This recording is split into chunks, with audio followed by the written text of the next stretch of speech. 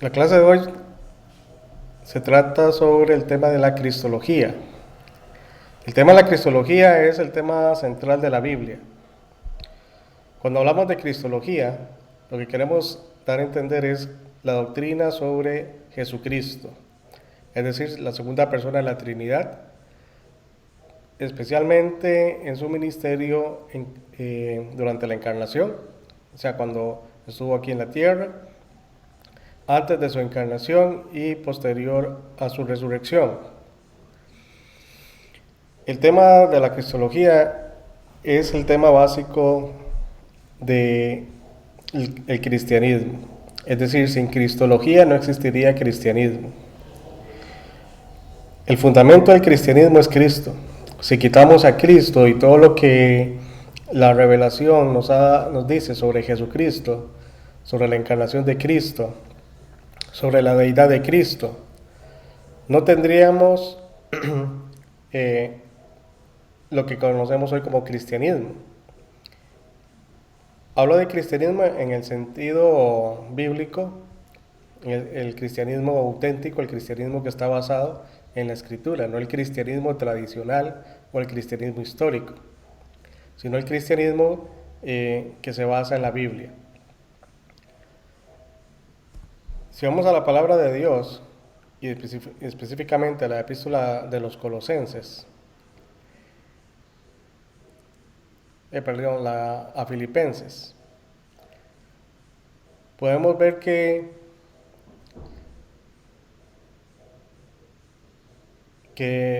es una de las epístolas más cristocéntricas o más cristológicas que hay. El capítulo 1 es un capítulo que está centrado básicamente en Cristo y nos da básicamente en una forma resumida toda la cristología. Si estudiamos el versículo 15, empezando nomás, dice, Él es la imagen del Dios invisible, el primogénito de toda creación. El artículo Él se refiere a Jesucristo, porque en versículo 13 dice, el cual nos ha librado de la potestad de las tinieblas y trasladado al reino de su amado Hijo. Está hablando del Padre.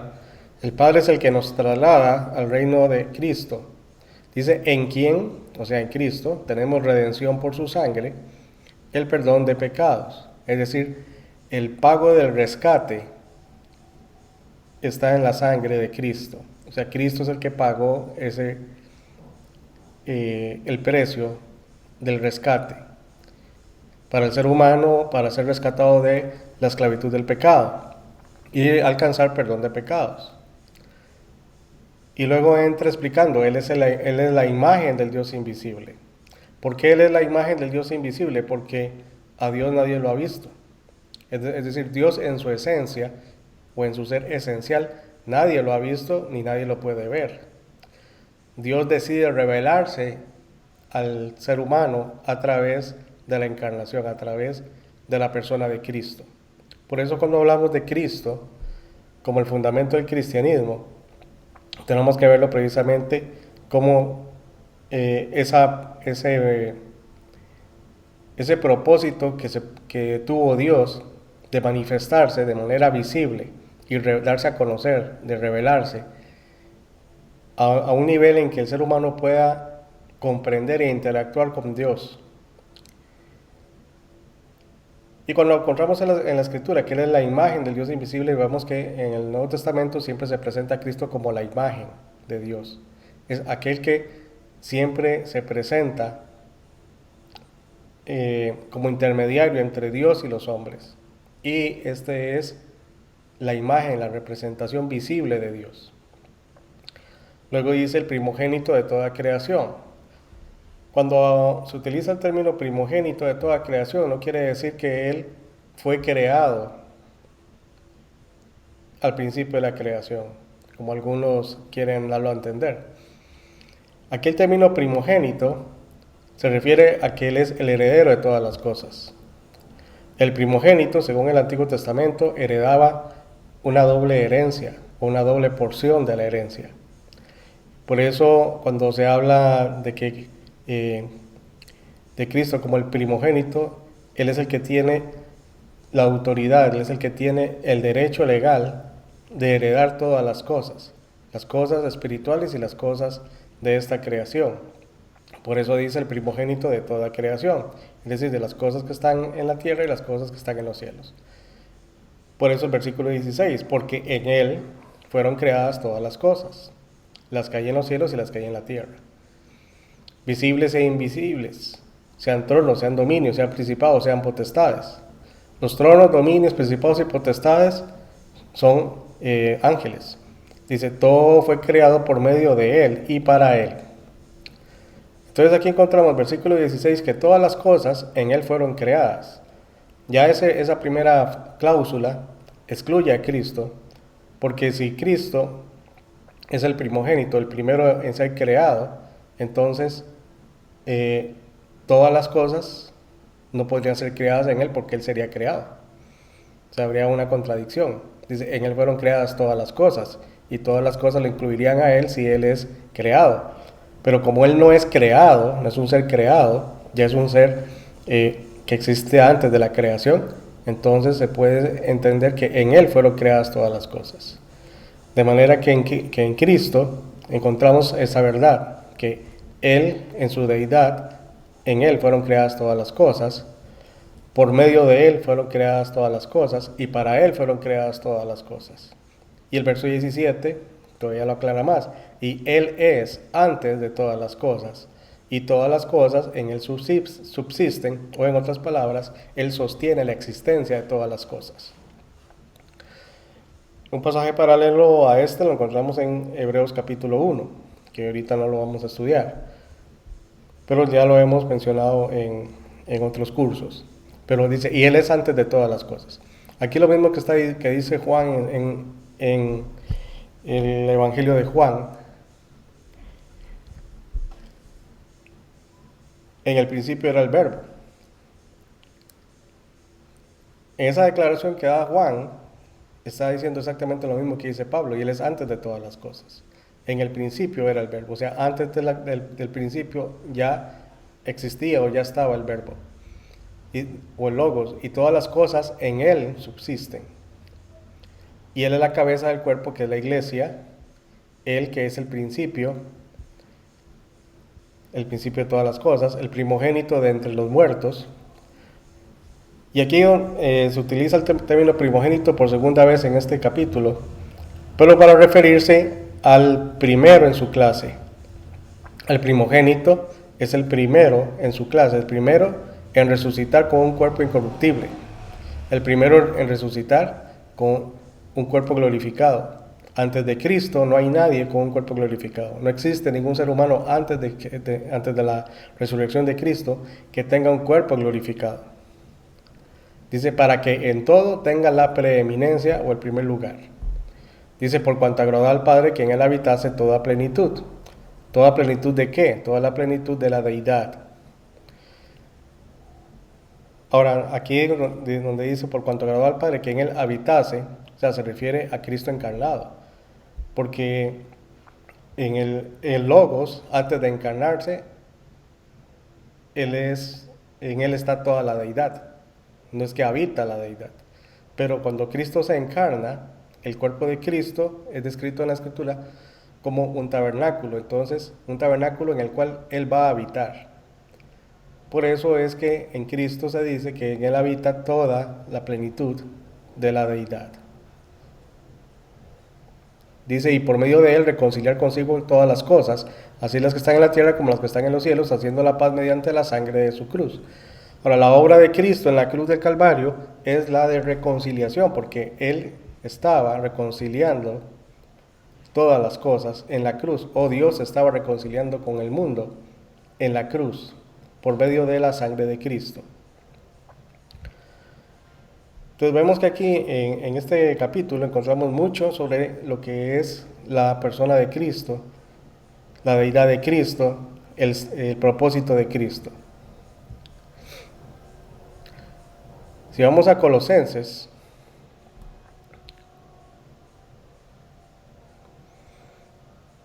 perdón, el capítulo que estoy leyendo es Colosenses 1, pensé que era Filipenses. Sí, vamos al versículo el capítulo 2, versículo 9.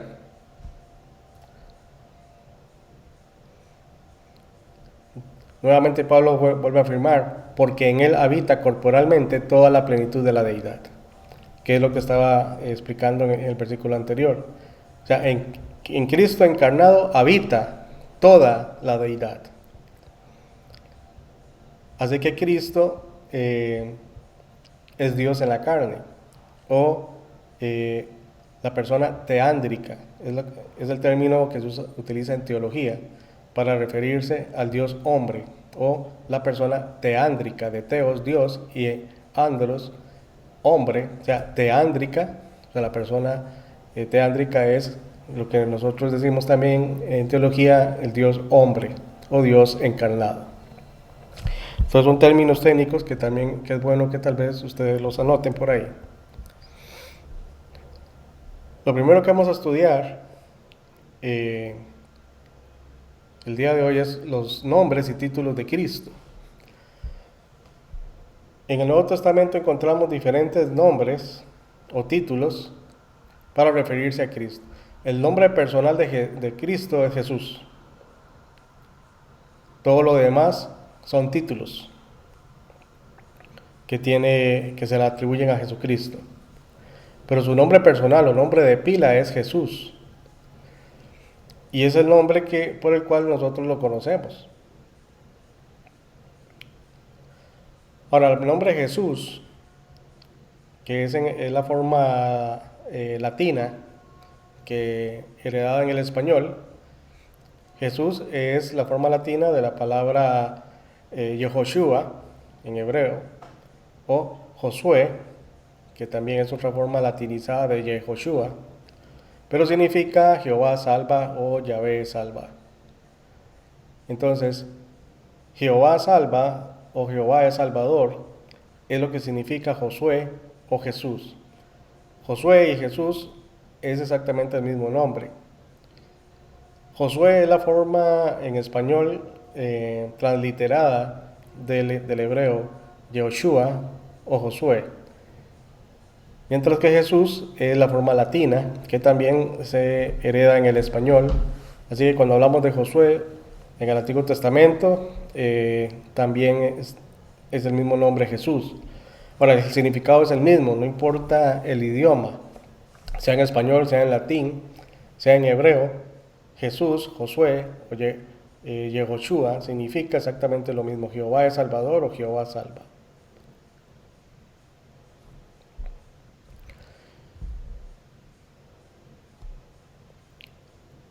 Y una de las cosas que la Biblia es enfática es que tenemos que creer en la persona de Jesucristo para alcanzar la salvación.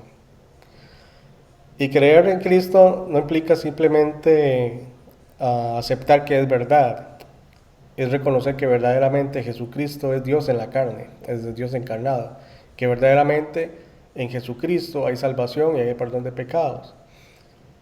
Confesar a Jesús como el Señor es confesar precisamente esto, es aceptar la verdad de que Jesucristo es Dios hecho hombre y que por su sangre tenemos perdón de pecados.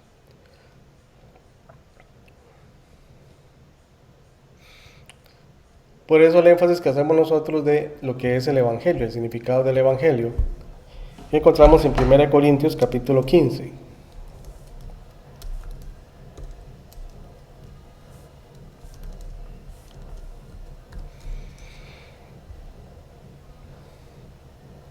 Primera de Corintios capítulo 15 se nos da en forma puntual lo que es el Evangelio. Además os declaro, hermanos, el Evangelio que os he predicado, el cual recibisteis, en el cual también perseveráis, por el cual asimismo si retenéis la palabra que os he predicado, sois salvos. Si no, creísteis en vano.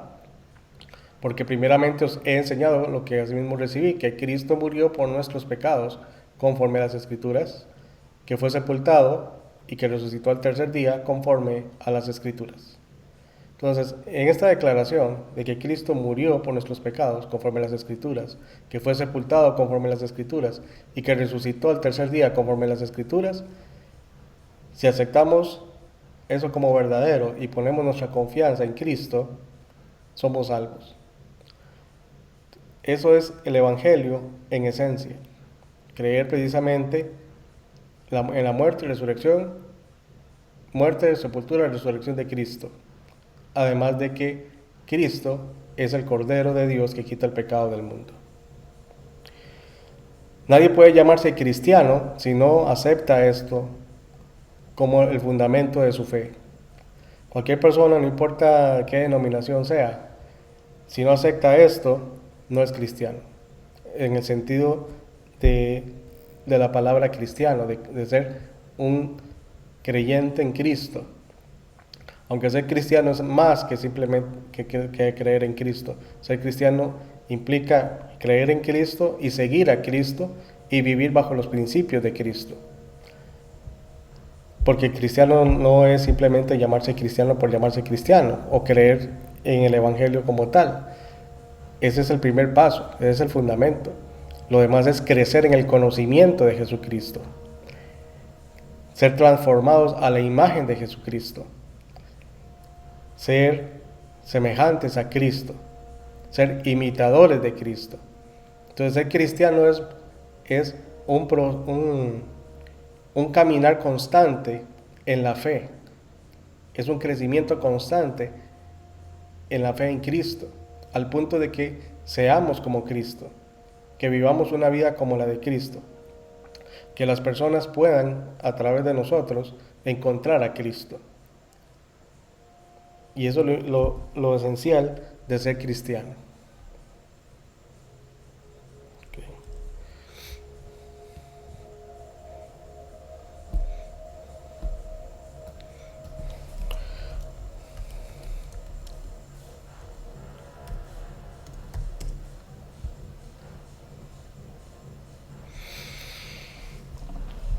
En el libro de Romanos, en la epístola a los Romanos, Pablo declara, en versículo 9, que si confesares con tu boca que Jesús es el Señor y creyeres en tu corazón que Dios lo levantó de los muertos, serás salvo.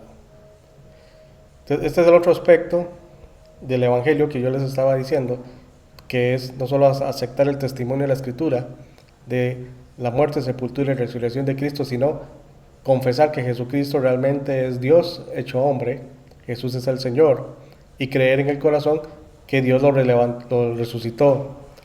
Creer en la resurrección de Cristo, en la muerte de Cristo, y creer en la persona de Cristo, o poner nuestra confianza en Cristo y en estas verdades, es lo que nos hace salvos. Dice, porque con el corazón se cree para justicia, es decir, para alcanzar la justicia de Dios, pero con la boca se confiesa para salvación. Es decir, que tiene que haber una declaración de fe de parte del que cree. El que cree tiene que manifestar fe, tiene que manifestar que efectivamente cree en el Evangelio y que cree que Cristo es quien es el Hijo de Dios.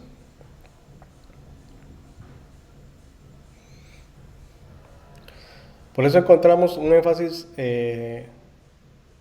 muy puntual en las epístolas de Pablo y también en las de Juan y Pedro, de Cristo como el Salvador, Cristo como el Redentor, como Cristo el medio de salvación. No hay otro por el cual nosotros podamos alcanzar salvación, solo a través de Jesucristo. ¿Y por qué estoy explicando todo esto? Precisamente porque en Cristo encontramos el medio de salvación y que es lo que se testifica a través del nombre de Jesús, porque Jesús significa Jehová salva, o sea, la salvación es de Dios. O sea, Dios salva a través de Cristo y Cristo es el que está dando salvación a todo aquel que pone su fe en Él.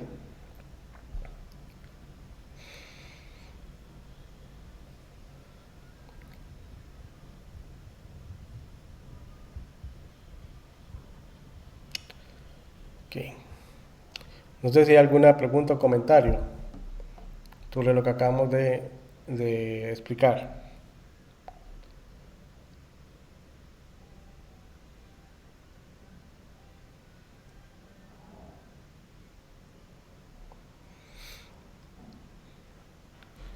Ok, si no hay preguntas o comentarios, vamos a continuar.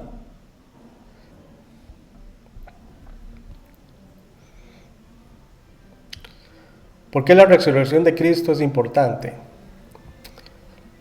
Además de la muerte de Cristo.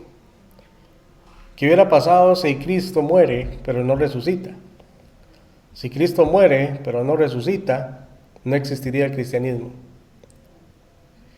Por eso la importancia de la resurrección de Cristo.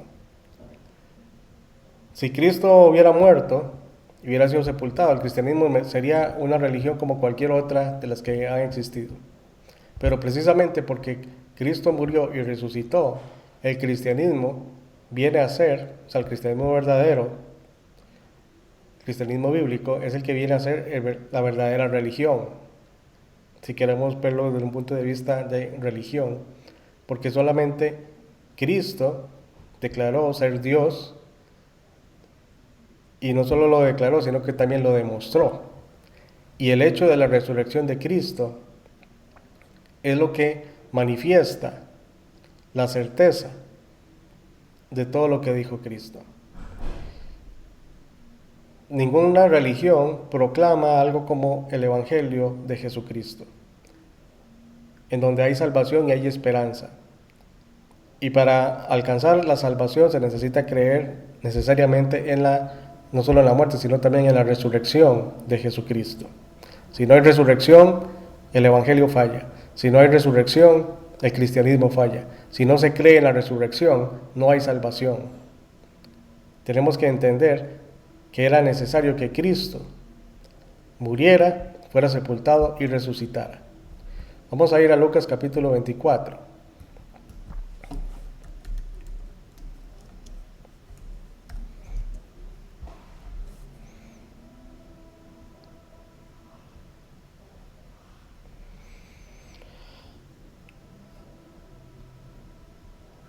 Después de la resurrección de Cristo, en el versículo 13 encontramos el caso de los que iban camino a Emaús. Dice, y aquí dos de ellos iban al mismo día a una aldea llamada Emaús que estaba a 60 estadios de Jerusalén. E iban hablando entre sí de todas aquellas cosas que habían acontecido, es decir, de todos los sucesos sobre la muerte de Cristo o la muerte de Jesús. Sucedió que mientras hablaban y discutían entre sí, Jesús mismo se acercó y caminaba con ellos, mas los ojos de ellos estaban velados para que no le conociesen. Y les dijo, ¿qué pláticas son estas que tenéis entre vosotros mientras camináis, y por qué estáis tristes? Respondiendo uno de ellos, que se llamaba Cleofas, le dijo, ¿eres tú el único forastero en Jerusalén que no ha sabido las cosas que en ella han acontecido en estos días? Entonces él les dijo, ¿qué cosas? Y ellos le dijeron, de Jesús Nazareno, que fue varón profeta, poderoso en obra y en palabra delante de Dios y de todo el pueblo. Y es interesante la declaración que ellos hacen, porque hablan de Jesús como profeta y Jesús Nazareno, o sea, de su lugar de procedencia, dice poderoso en obra y en palabra delante de Dios y de todo el pueblo. Al parecer, aunque ellos habían creído en Cristo, todavía no habían entendido que Cristo es el Mesías. Para ellos Jesús era todavía un varón profeta. Dice, ¿y cómo le entregaron los principales sacerdotes y nuestros gobernantes a sentencia de muerte y le crucificaron? Pero nosotros esperábamos que Él era el que había de redimir a Israel. O sea, en otras palabras, ellos no habían entendido, no estaban seguros de que Cristo era el Mesías. Porque vea que dice, pero nosotros esperábamos que Él era el que había de redimir a Israel. Ahora imagínense si Cristo no hubiera resucitado. Muchas de las personas que siguieron a Cristo se hubieran quedado con la idea así, Jesús fue un gran profeta, pero no era el Mesías, o nunca fue el Mesías, aunque dijo que era el Mesías. Y ahora, además de todo esto, hoy es ya el tercer día que esto ha acontecido, aunque también nos han asombrado algunas mujeres de entre nosotros, las que antes del día fueron al sepulcro. Y como no hallaron su cuerpo, vinieron diciendo que también habían visto visión de ángeles, quienes dijeron que él vive. Y esto demuestra precisamente el prejuicio que ellos tenían en aquella época, porque no estaban creyendo el testimonio de las mujeres que habían visto a Jesús resucitado. Dice, y fueron algunos de los nuestros al sepulcro y hallaron así como las mujeres habían dicho, pero a él no le vieron. Entonces él les dijo: oh insensatos y tardos de corazón para creer todo lo que los profetas han dicho. Entonces aquí Jesús les está recriminando precisamente y los está tratando de insensatos, es decir, de no entender. Dice, tardos de corazón para creer todo lo que los profetas han dicho. O sea, de nada sirve conocer o saber lo que los profetas han dicho, es decir, lo que Dios ha dicho en su palabra, si no se cree, si no se acepta como cierto el testimonio. Dice, no era necesario que el Cristo padeciera estas cosas y que entrara en su gloria. Entonces, aquí el énfasis que Jesús está dando es que era necesario que Cristo padeciera. No puede haber redención sin el sacrificio de Cristo. Era necesario el sacrificio de Cristo. Y comenzando desde Moisés y siguiendo por todos los profetas, les declaraban todas las escrituras lo que de él decían. Es decir, todo el Antiguo Testamento. Llegaron a la aldea donde iban y él hizo como iba más lejos, mas ellos le obligaron a quedarse diciendo, quédate con nosotros porque se hace tarde y el día ya ha declinado. Entró pues a quedarse con ellos. Y aconteció que estando sentado con ellos a la mesa, tomó el pan y lo bendijo y lo partió y les dio. Entonces les fueron abiertos los ojos y le reconocieron, mas él se desapareció de su vista. Y se decían el uno al otro, ¿no ardía nuestro corazón en nosotros mientras nos hablaba en el camino y cuando nos abría las escrituras? Y levantándose a la misma hora volvieron a Jerusalén y hallaron a los 11 reunidos y a los que estaban con ellos, que decían, ha resucitado el Señor verdaderamente y ha aparecido a Simón. Entonces ellos contaban las cosas que les habían acontecido en el camino y cómo le habían reconocido al partir el pan. Pero es interesante el hecho de que los discípulos tenían el corazón endurecido para aceptar como cierto el testimonio de la resurrección de Cristo. Y las primeras en ver a Cristo resucitado fueron las mujeres. Y ellos no recibieron ese testimonio, no lo aceptaron como un testimonio fiable. O sea, dudaban todavía de la resurrección de Cristo. O sea, si Cristo no hubiera aparecido delante de ellos, su fe se hubiera deshecho. Porque la construcción o levantamiento de esa fe para esos hombres y mujeres de aquel entonces que conocieron a Cristo tenía que ser fortalecida precisamente por la resurrección de Cristo y el hecho de haber sido testigos de esa resurrección. Por eso cuando se predica el Evangelio, parte de la predicación del Evangelio es testificar de la resurrección de Cristo. Muchas veces se deja de lado ese aspecto. Se hace mucho énfasis en la cruz, se hace énfasis en de creer en Cristo, pero también hay que enseñarle a la persona que tiene que creer en la resurrección de Cristo. Además de la muerte de Cristo para perdón de los pecados, tiene que creer que Jesucristo es Dios en la carne y tiene que creer que Él verdaderamente resucitó. Si no creemos que Cristo resucitó, como dice Pablo en 1 Corintios, vana es nuestra fe. Porque era un problema que también existía en la iglesia de Corinto, que algunos no creían en la resurrección de Cristo. Por eso los evangelios incluyen toda la narración correspondiente a la resurrección de Cristo, como testimonio de esa resurrección.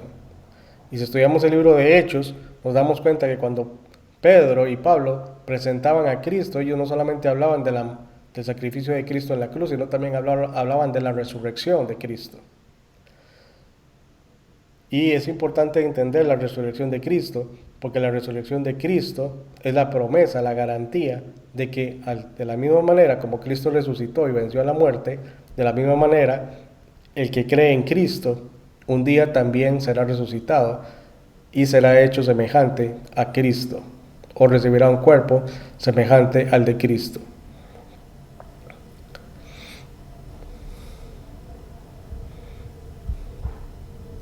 Primera de Corintios 15:20, Pablo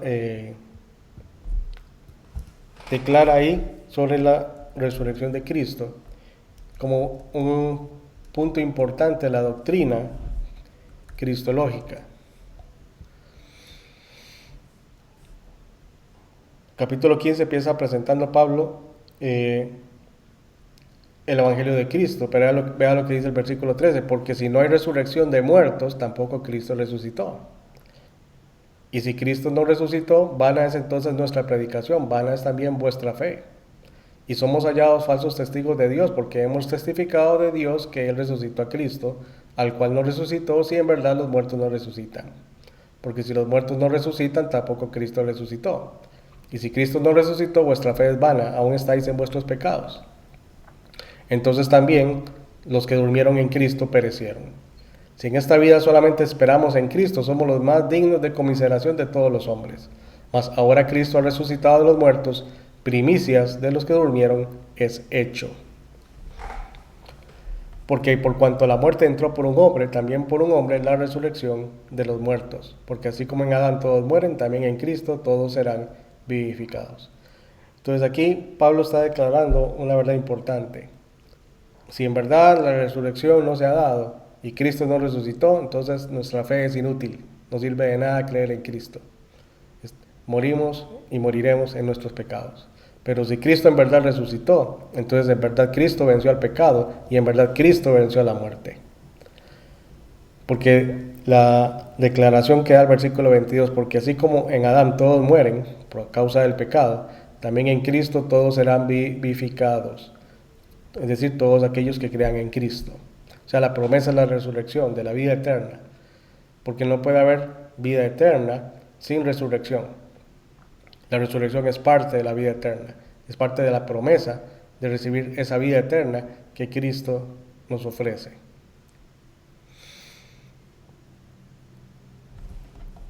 O sea, no sé si hay preguntas o comentarios.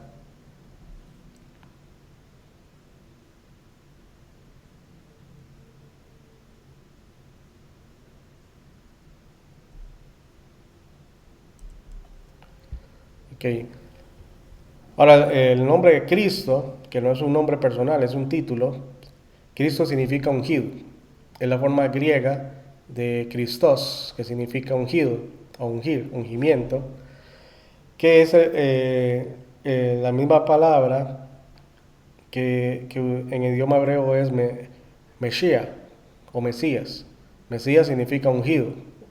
Entonces cuando en el Nuevo Testamento decimos Jesús el Cristo, o Jesús el ungido, eso es lo que queremos decir, o Jesús el Mesías, es Jesús el ungido. Y cuando utilizamos el término Jesucristo, estamos usando el título completo de Cristo. Jehová salva por medio de su ungido, Jesús el Cristo. Y en el Antiguo Testamento encontramos diferentes menciones sobre el ungimiento. En el Antiguo Testamento encontramos 3 grupos de personas que eran ungidas. Entre esos está el sumo sacerdote, los reyes de Israel y los profetas. Esos 3 grupos eran ungidos en el Antiguo Testamento. Jesucristo en su ministerio, Él cumple los 3 ministerios. Jesús es tanto profeta como sumo sacerdote y rey. Así que cumple en Él se cumple todo lo que fue profetizado a través del tipo que era el rey, que era el profeta y que era el sumo sacerdote. Porque esos 3 son tipos de Cristo. Y el ungimiento, que en aquel entonces se hacía con aceite, es representativo del derramamiento del Espíritu Santo sobre Cristo. Entonces, cuando es que Cristo se le denomina el ungido? Ya desde antes de su encarnación, ya Cristo es el ungido. Pero oficialmente, por decirlo así, el ungimiento de Cristo se da en su bautismo, cuando recibe el Espíritu Santo.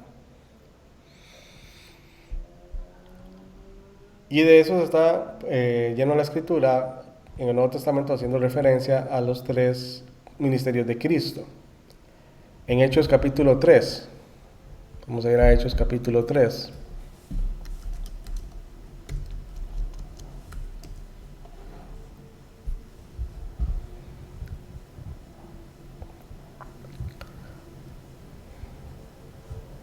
Aquí es Pedro hablando, dice, porque Moisés dijo a los padres, el Señor vuestro Dios os levantará profeta de entre vuestros hermanos, como a mí. A él oiréis en todas las cosas que os hable. Y toda alma que no oiga a aquel profeta será desarraigada del pueblo. Y todos los profetas desde Samuel en adelante, cuantos han hablado, también han anunciado estos días. Entonces, una de las declaraciones que hace Moisés es que Dios iba a levantar un profeta como él y que el pueblo tenía que escuchar y obedecer a ese profeta, recibir las palabras de ese profeta. Evidentemente se estaba refiriendo a Cristo. Y por eso es que Pedro está citando ese pasaje.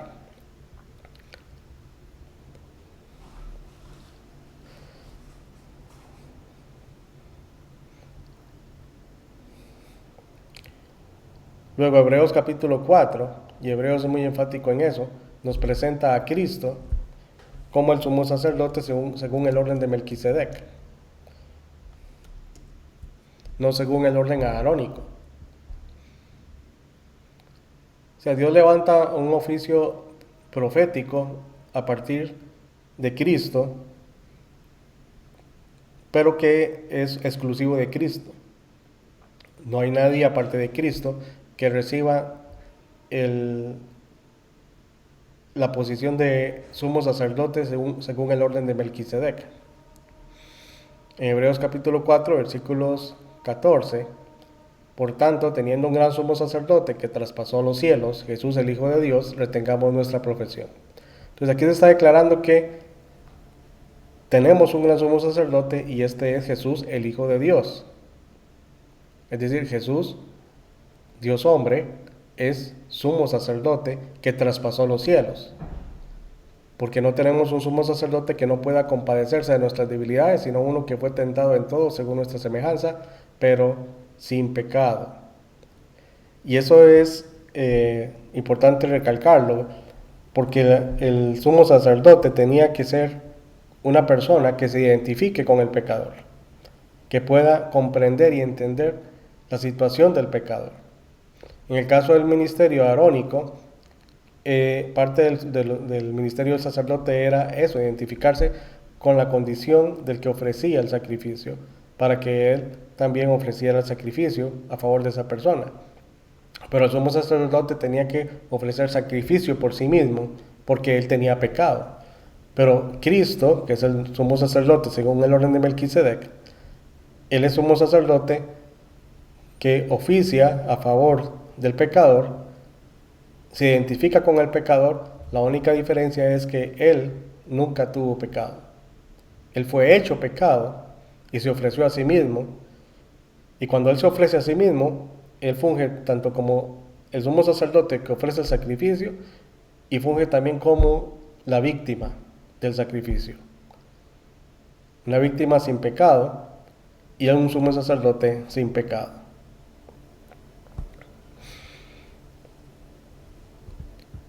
Y en Lucas, ahí está profetizado precisamente el cumplimiento del pacto davídico, que el Cristo o el Mesías se va a sentar en el trono de David para gobernar a las naciones. Y esto es el ángel Gabriel que está declarando, y ahora concebirás en tu vientre y darás a luz un hijo, y llamarás su nombre Jesús. Este será grande y será llamado Hijo del Altísimo, y el Señor Dios le dará el trono de David su padre. Y reinará sobre la casa de Jacob para siempre, y su reino no tendrá fin. El versículo 33 todavía no se ha cumplido, es profecía no cumplida, pero se cumplirá en el milenio, en la segunda venida de Cristo, y a partir de ese momento Él va a reinar sobre la tierra, y ese reino no tendrá fin. Pero aquí se declara en el versículo 32, dice que Dios le dará el trono de David su padre, o sea que Cristo va a fungir como rey sobre Israel y sobre las naciones. No sé si alguien quiere hacer algún comentario o pregunta. Profesor, quería hacer una pregunta. Profesor, quería hacer una Sí, pregunta. tal Sí, vez señor. ¿Podría ampliar un poco más acerca del bautismo de Jesucristo? Eh, Porque, bueno, revisando ahí algunos documentos, etcétera, se habla de que, bueno, el que bautizó a Jesús fue Juan el Bautista, pero se habla de que Juan el Bautista bautizaba para arrepentimiento y perdón de los pecados. Pero entonces, pero eso no es, digamos, algo que atañe o que afecte directamente a Jesucristo. Entonces tal vez si podría ampliar un poco más ese punto. Gracias.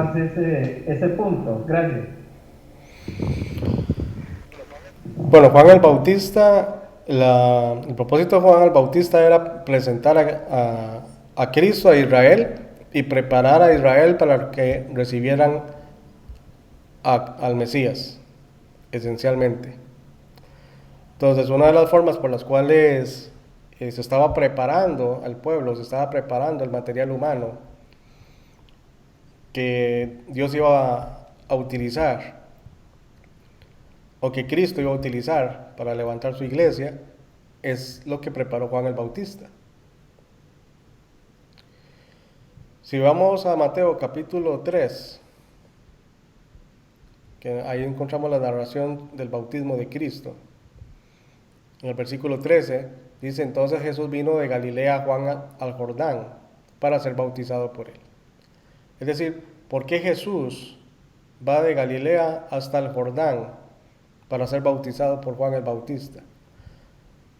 La única razón es porque Juan el Bautista es el único autorizado por Dios para bautizar.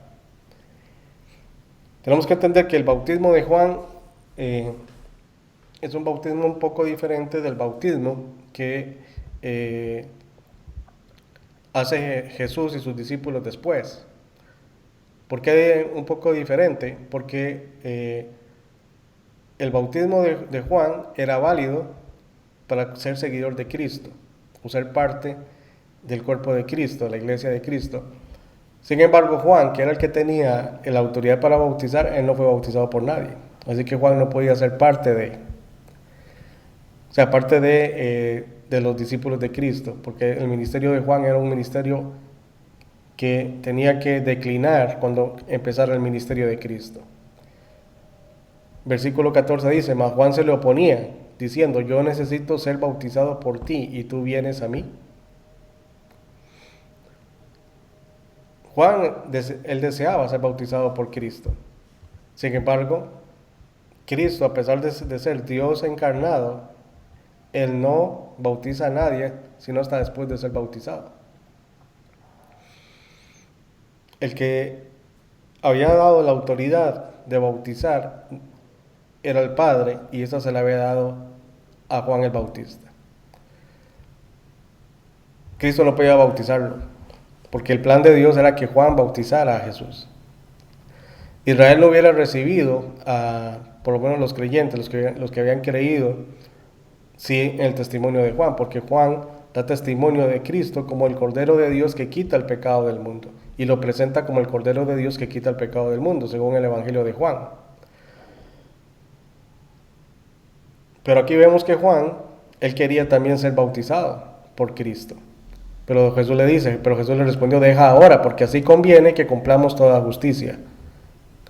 ¿Por qué dice que cumplamos toda justicia? Porque ese era el propósito de Dios. La forma en que se tenía que mostrar la justicia de Dios era precisamente a través del ministerio de Juan el Bautista en primera instancia, y luego el ministerio de Jesucristo. Porque es a través de Jesucristo que viene la justificación de vida, porque viene la gracia con Cristo. Con Juan el Bautista no viene la gracia. Con Juan el Bautista se anuncia la gracia, pero no interviene la gracia. Es a través de Cristo que se da la gracia de Dios. Juan el Bautista simplemente era el instrumento que Dios estaba utilizando para preparar el material humano, para preparar a Israel, para preparar al pueblo, para que ellos siguieran a Jesús.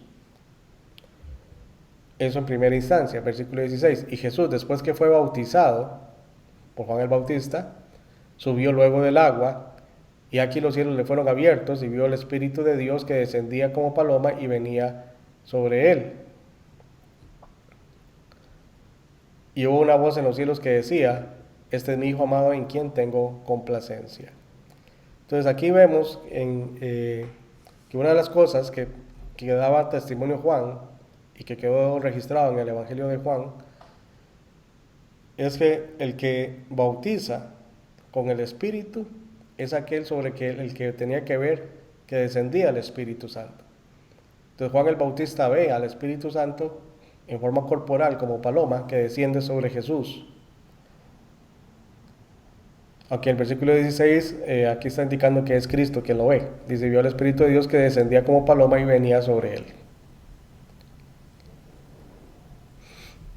Dice: los cielos le fueron abiertos a Jesús, y desde los cielos el Padre habló: este es mi Hijo amado en quien tengo complacencia.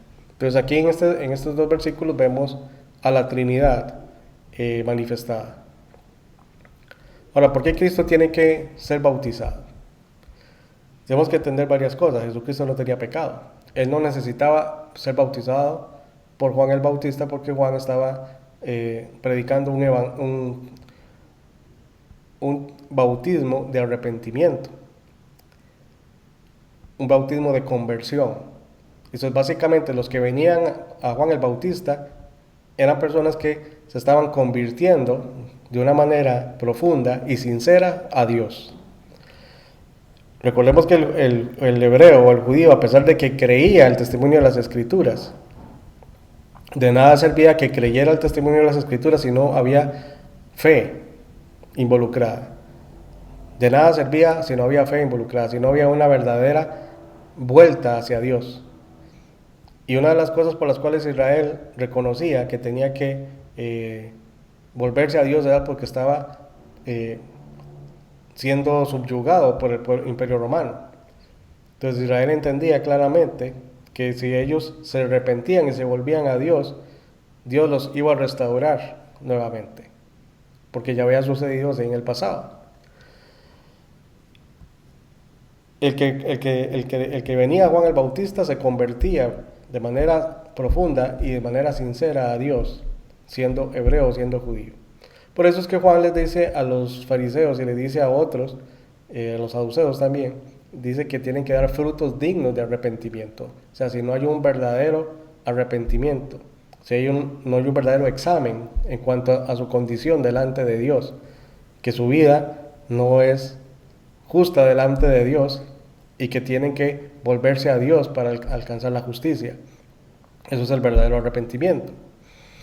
Entonces, una de las condiciones para recibir el bautismo de Juan era que tenía que haber un arrepentimiento, tenía que haber una verdadera conversión. Y al haber esa conversión, ese arrepentimiento, entonces él los bautizaba. Pero todavía no había confesión de Cristo como el Señor, porque Cristo todavía no se ha manifestado. Entonces ahí es donde está la diferencia entre el bautismo de Juan y el bautismo de Jesucristo. Que cuando sea el bautismo de Cristo, y así lo vemos en el libro de los Hechos, las personas tienen que confesar a Cristo como Señor. Con el bautismo de Juan no. Ahora, Cristo no tiene que confesar ningún pecado, no tiene que declarar nada al respecto, porque Él no tiene pecado. Pero para ser la cabeza de la iglesia, porque el cuerpo, que es la iglesia, todos los miembros son bautizados. No puede concebirse el cuerpo bautizado y la cabeza sin bautizar. No sé si me voy a entender. Entonces, por eso Cristo se bautiza, porque Él es la cabeza. Entonces no puede ver el cuerpo bautizado y la cabeza sin bautizar. Cristo tenía que bautizarse. Y el único que tenía en ese momento la autorización para dar un bautismo era Juan el Bautista. Y ese era el propósito de Dios, que Cristo fuera bautizado para que la cabeza participara de ese bautismo, de la misma manera que todas las personas que se iban a unir a la iglesia recibieran también el bautismo bajo la autoridad de Cristo, a fin de que se conformara un cuerpo visible, o sea, la iglesia, para que entonces todo el cuerpo esté bajo ese mismo bautismo. Entonces, es un punto sobre el bautismo de Cristo bastante complejo para muchas personas, principalmente personas que no son de tradición bautista.